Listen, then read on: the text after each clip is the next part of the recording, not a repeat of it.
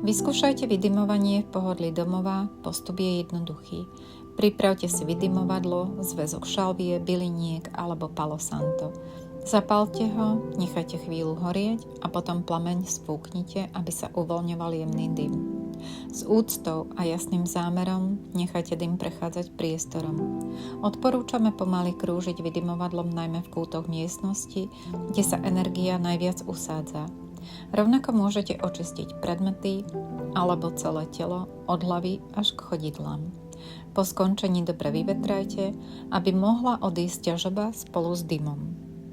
Zväzok sa neminie na jedenkrát, jednoducho ho uhaste v piesku alebo prúdom vody a odložte na ďalšie použitie.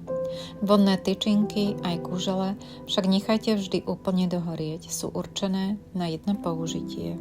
Objavte naše produkty na auradecor.sk.